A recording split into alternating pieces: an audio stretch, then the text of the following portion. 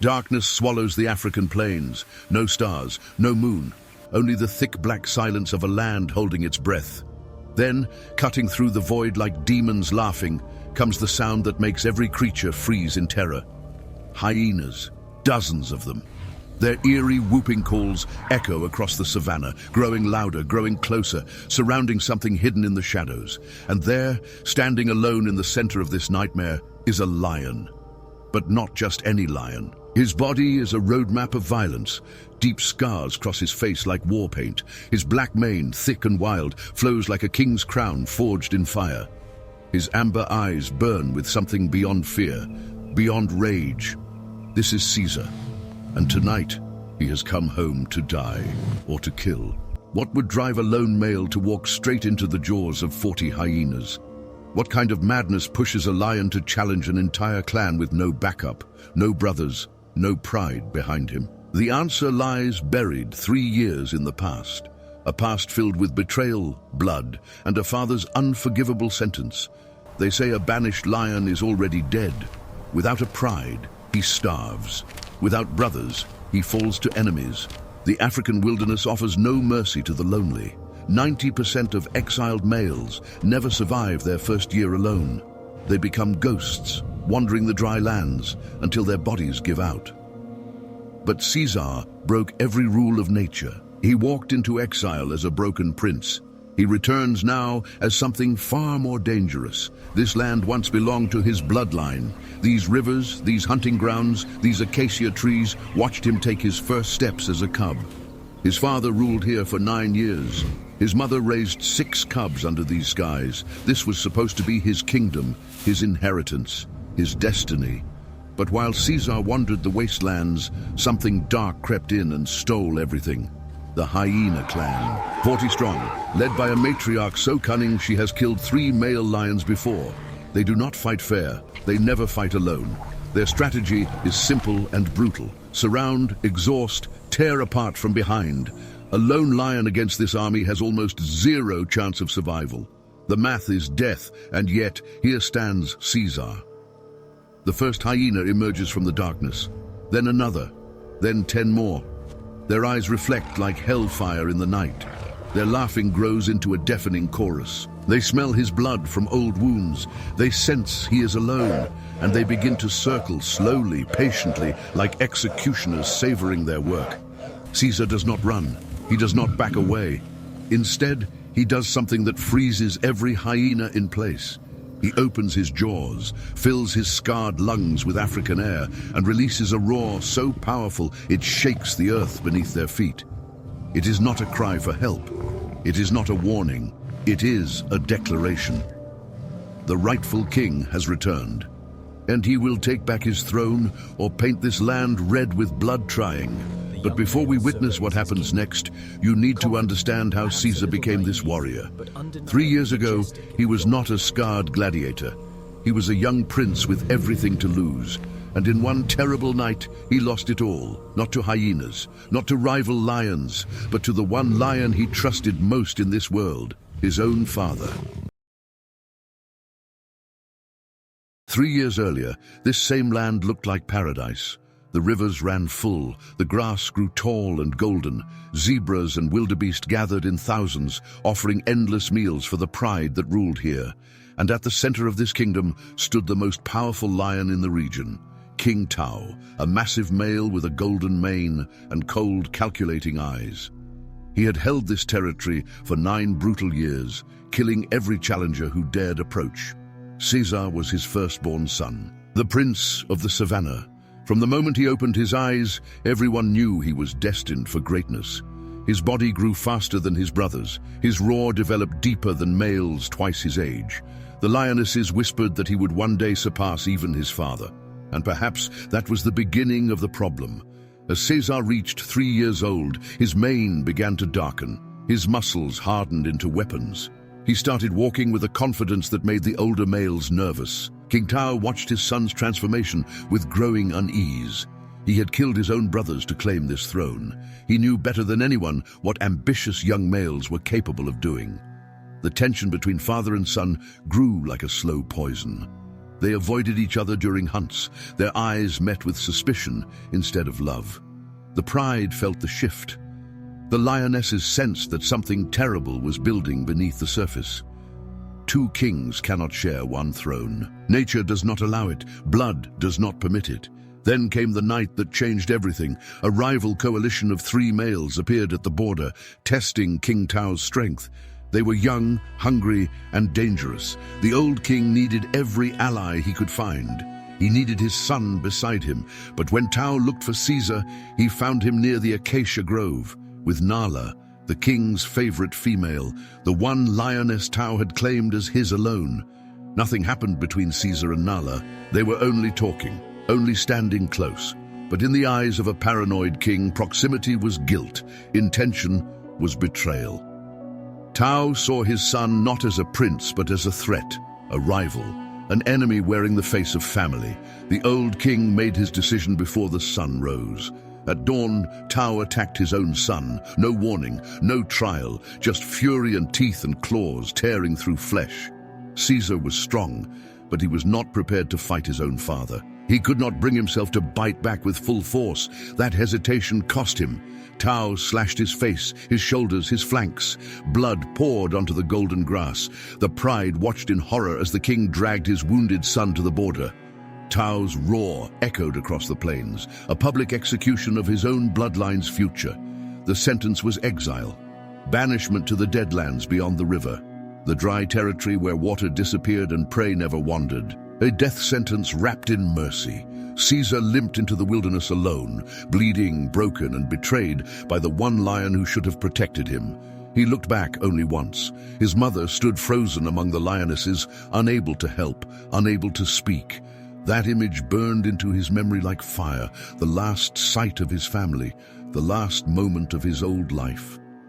Ahead of him stretched nothing but dust, silence, and almost certain death. The deadlands earned their name. No rivers, no shade, just endless stretches of cracked earth and skeletal trees reaching toward an angry sun. Temperatures during the day could kill a weak animal in hours. At night, packs of wild dogs and lone leopards hunted anything foolish enough to sleep without protection. This was the place where banished lions came to disappear, and for the first weeks, Cesar nearly became one of them. His wounds from the fight with his father became infected. Flies swarmed the open gashes on his face. Fever made his vision blur and his legs tremble. He could not hunt. He could barely walk. He survived those early days by eating scraps left behind by other predators. Rotting meat, bones with barely any flesh. The prince who once feasted on fresh zebra now fought vultures for leftovers.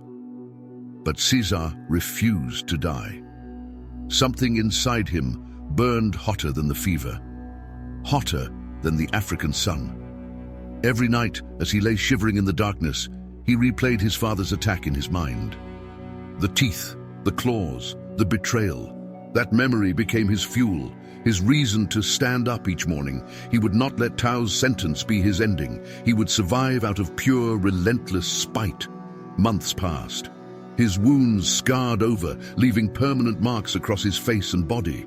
He learned to hunt alone, something most male lions never master. He failed dozens of times. Warthogs escaped. Antelopes outran him. He went days without food, his ribs showing through his dusty coat. But each failure taught him something: patience, timing, how to use the terrain, how to strike when the prey least expected it. Then came the lesson that transformed him completely. In his second year of exile, Cesar encountered an old nomad lion, a scarred warrior with half an ear missing and one blind eye. This ancient male had survived alone for over 8 years, an almost impossible feat. He was dying now, his body finally giving out. But in his final weeks, he showed Cesar secrets that no pride male ever learns. The old nomad taught him how to hunt buffalo, not the calves, not the weak ones. The full-grown adults that could crush a lion with one kick. It required attacking from angles that seemed suicidal. It required biting the spine at exactly the right spot.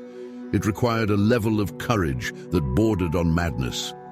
Cesar failed his first 5 attempts and nearly died twice. But on the 6th try, he brought down a bull twice his weight, alone. The old lion died 3 days later.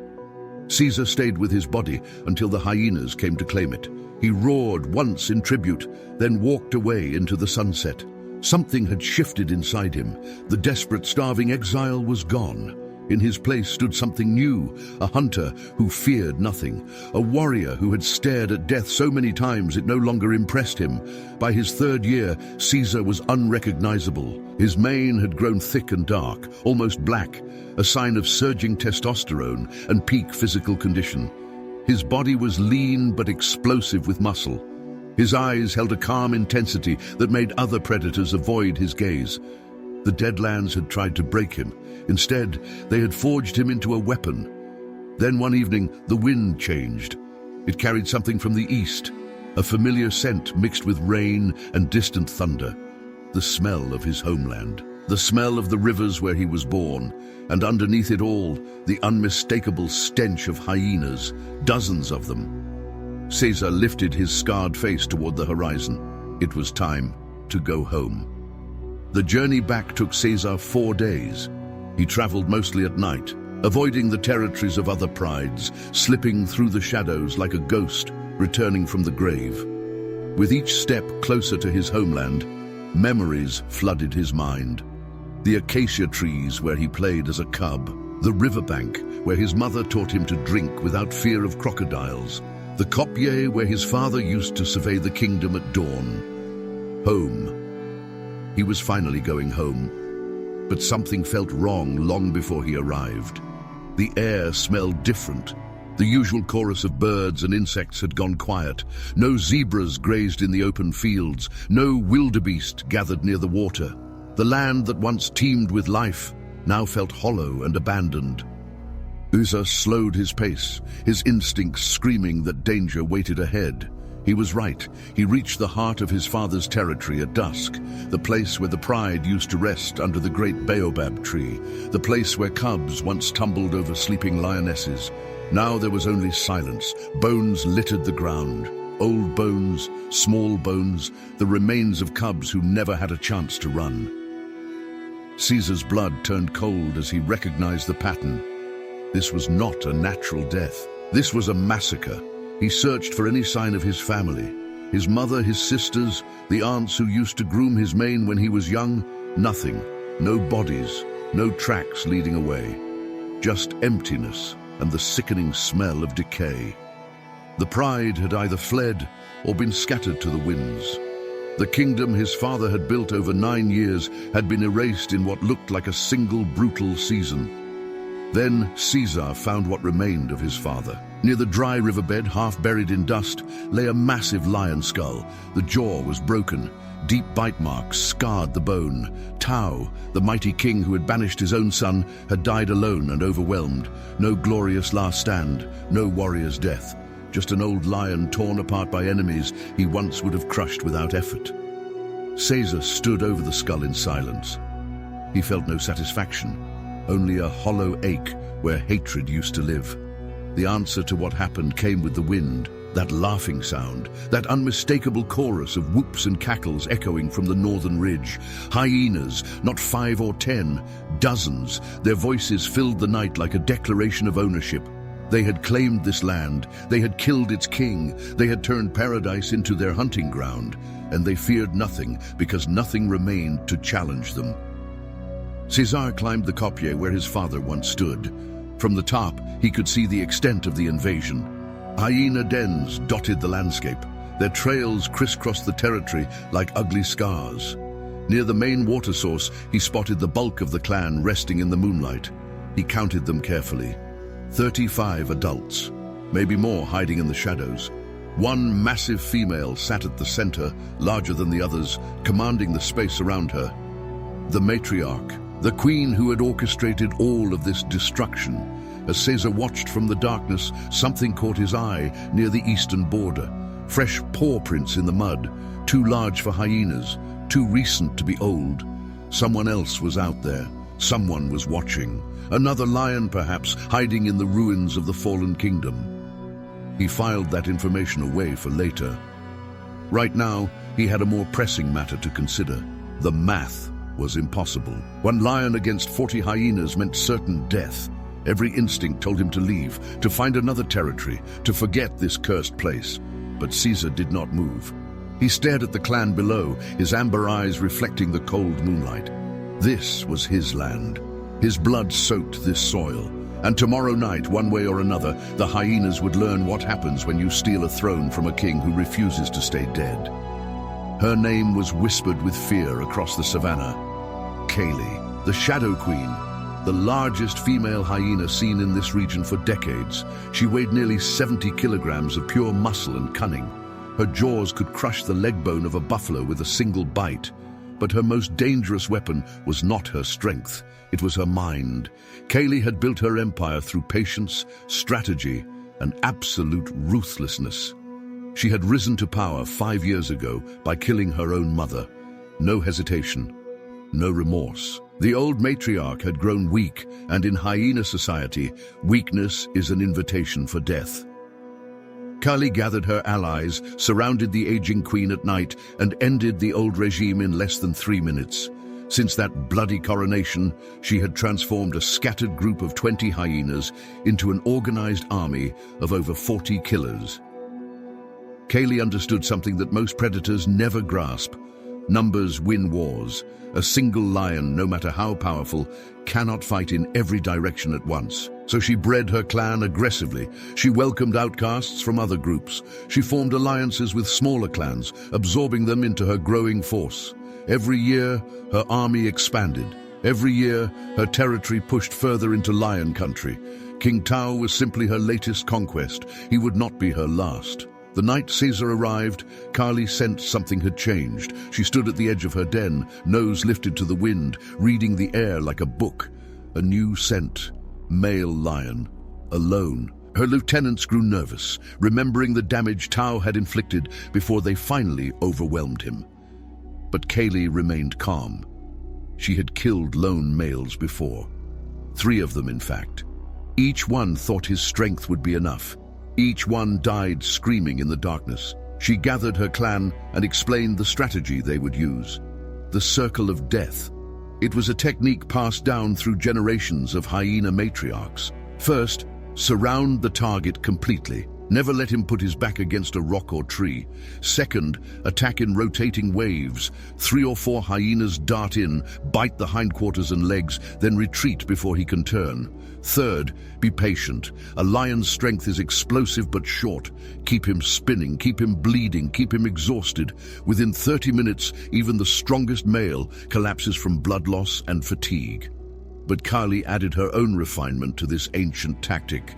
She never joined the initial attack. She watched from the shadows, studying her enemy's patterns. Which direction did he favor? How fast could he spin? Where were his blind spots? Only when the target was truly broken, when his movements slowed and his roars turned to gasps, would she emerge. The killing blow was always hers. The throat. Quick and final. A queen's privilege. Her scouts returned at midnight with confirmation. 1 male lion, heavily scarred, resting near the old kopje. No others with him. No pride approaching from any direction. Kaylee felt a flicker of curiosity. What kind of fool walks alone into the territory of 40 hyenas? A desperate one, perhaps, or a mad one.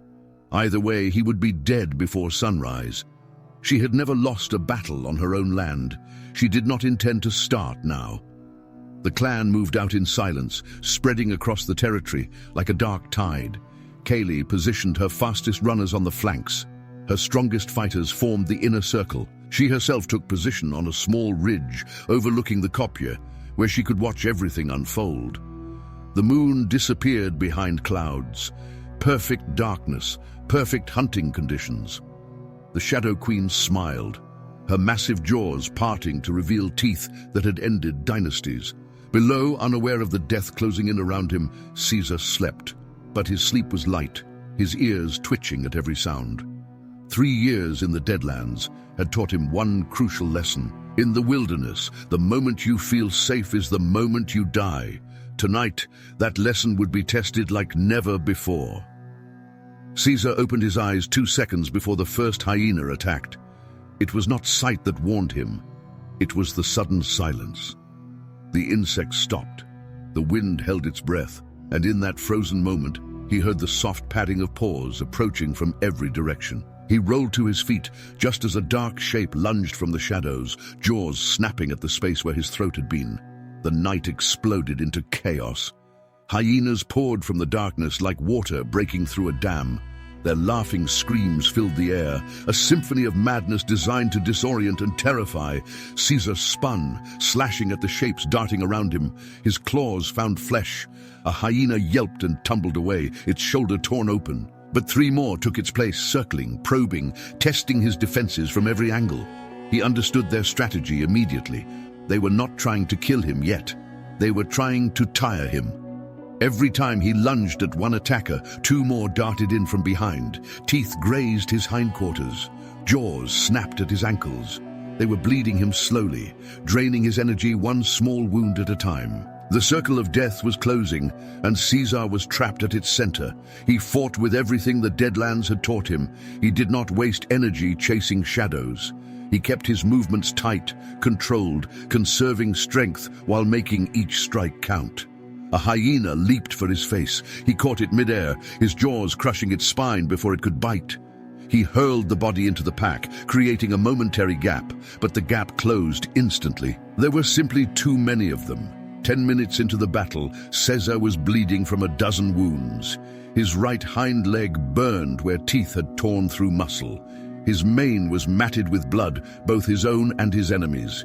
He had killed 4 hyenas and injured many more, but the clan showed no signs of retreating. If anything, the smell of blood drove them into a deeper frenzy. Their eyes glowed like embers in the darkness, hungry and patient. The turning point came without warning. A massive hyena, one of Kayleigh's lieutenants, timed its attack perfectly. It dove low, while 2 others lunged high, forcing Cesar to choose which threat to address. He swatted the high attackers away, but left his belly exposed. The lieutenant's jaws clamped onto his lower leg and twisted. Cesar roared in agony as he felt something tear. He collapsed onto one knee. The pack sensed victory. They surged forward as one, a wave of teeth and claws crashing over the wounded lion. Cesar fought from the ground, his massive paws sweeping in desperate arcs, but he could not regain his footing. A hyena locked onto his tail. Another tore at his shoulder. He felt his strength fading, his vision blurring at the edges. The laughter of the clan grew louder, triumphant, celebrating a kill that seemed inevitable. From her ridge, Kali watched with cold satisfaction. The scarred male had fought better than expected.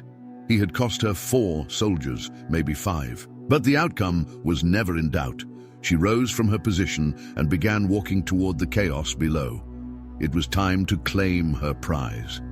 Time to add another lion skull to her collection. The Shadow Queen moved through her parting soldiers, her eyes fixed on Cesar's struggling form. Cesar lay on his side, chest heaving, blood pooling beneath him. Through the forest of legs surrounding him, he saw her approaching. The matriarch, the queen who had destroyed his kingdom. Their eyes met across the battlefield. Hers gleamed with triumph, his burned with something she did not recognize. Not fear, not surrender, something else entirely. And in the distance, so faint that only Caesar's trained ears could detect it, came a sound that changed everything. A roar, answering his own. The roar came from the eastern ridge, deep, powerful, unmistakably lion. Every hyena froze. Kayleigh's head snapped toward the sound, her eyes narrowing in the darkness. This was not part of the plan. Her scouts had confirmed the scarred male was alone. No pride, no coalition, no backup. Yet that roar was real, and it was getting closer. Then came a second roar from the south, and a third from the west. The night itself seemed to be growling. From the shadows emerged shapes that made Kayleigh's blood run cold. Lionesses, 5 of them. Lean, battle-scarred females moving in perfect formation through the tall grass. These were not strangers. These were survivors. The scattered remnants of King Tao's pride, who had fled into hiding when the hyenas invaded. For months they had survived on the fringes, watching, waiting, too few to fight back. Until tonight. Until they heard a roar they recognized. The roar of their lost prince. The largest female led the charge. Zara, Cesar's aunt, the fiercest hunter in the old pride. She had watched her sister's son be banished. She had mourned him as dead. But when his roar echoed across the territory, something ancient stirred in her chest. Blood calls to blood. A true king never fights alone. She had gathered the scattered lionesses within hours and followed the sound of battle through the darkness. Kaylee screamed commands at her clan, but the hyenas' discipline was already cracking. Fighting one wounded male was entertainment. Fighting 6 lions was suicide. The lionesses hit the outer circle like a thunderstorm, teeth and claws tearing through the ranks. Hyenas scattered in panic, their laughter turning to shrieks of pain. The circle of death shattered into fragments of fleeing bodies. Cesar felt the weight of attackers lift from his body. He forced himself to stand, his torn legs screaming in protest. Through blood-blurred vision, he saw Zara fighting beside him, her familiar scent cutting through the chaos. No words were needed, no explanations. She positioned herself at his flank, covering his wounded side. The other lionesses formed a defensive line, creating a wall of fury that no hyena dared approach. But Cesar was not looking at his rescuers. His eyes searched the battlefield for only one target, Kaylee. The Shadow Queen had retreated to her ridge, surrounded by her remaining lieutenants. She was preparing to flee, to abandon her soldiers and save herself, to rebuild her clan somewhere else and return another day. Cesar could not allow that. As long as Kaylee lived, his kingdom would never be safe. This ended tonight. He charged. His wounded leg buckled twice, but he kept moving. Hyenas dove out of his path, too shocked to attack. Kali saw him coming and turned to run, but she had waited too long. Cesar launched himself up the ridge with the last reserves of his strength, his massive body slamming into hers before she could escape. They rolled together in the dust, queen and king, teeth seeking throats. Kaylee was strong, stronger than any hyena he had ever faced. Her jaws clamped onto his already wounded shoulder, grinding deeper into torn muscle. But Cesar had spent 3 years learning to fight through pain. He twisted beneath her, found her spine with his claws, and pulled her close. His jaws closed around the back of her neck. He felt her body tense, felt her struggles grow frantic. Then he bit down with everything he had left. The crack echoed across the silent battlefield. The Shadow Queen went limp. Cesar released her body and let it tumble down the ridge. Below, the remaining hyenas watched their matriarch fall. Their invincible leader, their cunning queen, dead at the feet of a lion they had nearly killed.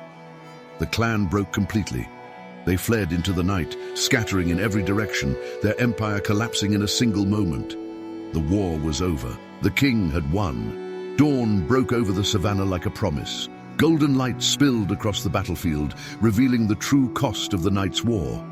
Hyena bodies lay scattered across the territory. Blood stained the earth in dark patches.